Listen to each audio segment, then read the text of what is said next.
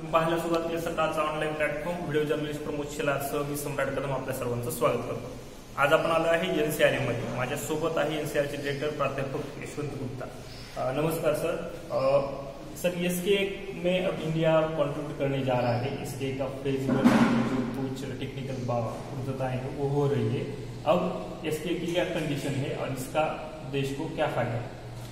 ऐसा है कि एसके जो प्रोजेक्ट है वो विश्व का सबसे बड़ा प्रोजेक्ट होने वाला है रेडियो एस्ट्रोनॉमी में। उसका जो काम अभी डिज़ाइन का वो ख़त्म हुआ है और इसको बनाने का काम अब इस साल के एंड से 2021 के एंड से शुरू होने वाला है।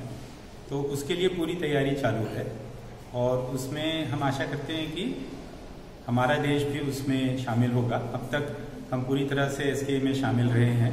जो डिज़ाइन का काम हुआ है उसमें हमने महत्वपूर्ण योगदान दिया है और यही आशा है कि इसको बनाने में भी महत्वपूर्ण योगदान होगा हमारा।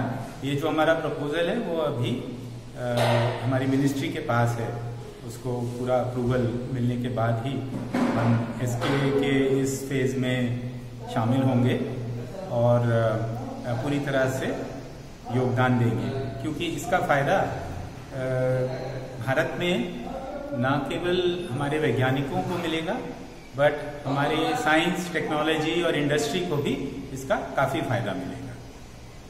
सर स्क्वेअर किलोमीटर अरे नावाने ओळखला जाणारा ही रेडिओ दुर्बीण भविष्यामध्ये आपल्याला परग्रहवासी आहेत का इतर जे ऑब्जेक्ट आपण युनिवर्समध्ये बघतो यांचा शोध घेण्यासाठी खूप महत्वपूर्ण ठरणार है। सर इस दूरबीन की वजह से यानी ये स्क्वायर किलोमीटर आने की वजह से हमें एस्ट्रोनॉमी में क्या इसका फायदा होगा और लोगों को ये रिसर्च आगे कैसे बढ़ेगा?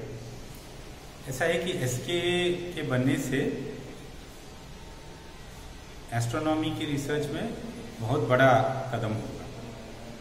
चाहे आप जो यूनिवर्स की शुरू की बातें जानना चाहते हो कि पहले तारे या पहली आकाशगंगा कैसे बनी, कब बनी, या आप ये जानना चाहते हैं कि आज के युग में कोई दूसरा इंटेलिजेंट लाइफ है कहीं दूसरे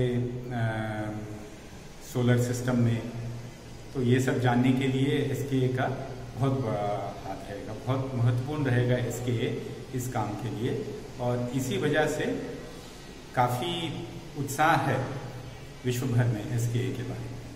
सर ऐसा कहा जाता है कि जेएमआरटी इसके लिए पाथफाइंडर कहा जाती है एसके के लिए और इंडिया का रेडियो एस्ट्रोनॉमी में बहुत बड़ा योगदान है। तो आप इस योगदान को कैसे देखते हैं और ये एसके के लिए कैसा पाथफाइंडर होगा? तो जैसे कि आप हम सभी जानते हैं कि जेएमआरटी आज दुनिया का एक सबसे महत्वपूर्ण रेडियो एस्ट्रोनॉमी का फैसिलिटी है और आप यहाँ देख सकते हैं कि जेएमआरटी को एसके के साथ तुलना की गई है।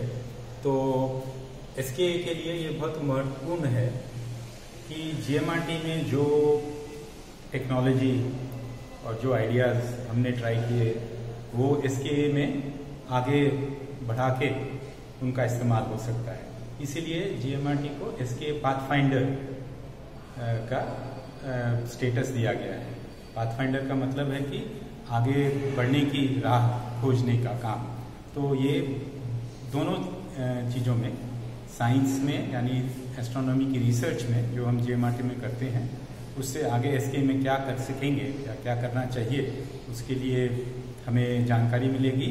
और जो टेक्नोलॉजी हम इस्तेमाल करते हैं जेएमआरटी में, खासकर जो हमने अभी अपग्रेड किया है पिछले 6-7 सालों में, वो टेक्नोलॉजी आगे बढ़ाकर एसके में किस तरह योगदान दे सकती है, ये दोनों बहुत महत्वपूर्ण बातें हैं। इसीलिए जेएमआरटी को SK pathfinder status SK organisation ने दिया है। Thank you sir. तर हे होते प्राध्यापक यशवंत गुप्ता। राष्ट्रीय रेडिओ खगोलभौतिकी केंद्राचे संचालक असलेले डॉक्टर गुप्ता यांनी स्क्वेअर किलोमीटर अॅरेचं महत्त्व, त्यातील भारताचं योगदान, एनसीआरएची भूमिका आणि भविष्यातील होणारं संशोधन या संदर्भात आपल्याला ही माहिती दिली। निश्चितच या दशकामध्ये भारताच्या भविष्यकालीन खगोलशास्त्राला प्रेरणा देणारं आणि ते खगोलशास्त्र पुढच्या स्तरावर नेणारं हा प्रकल्प असेल। तुम्ही पाहतात सकाळचा online platform video journalist Pramod शेलारसह सम्राट कदम, सकाळ माध्यम।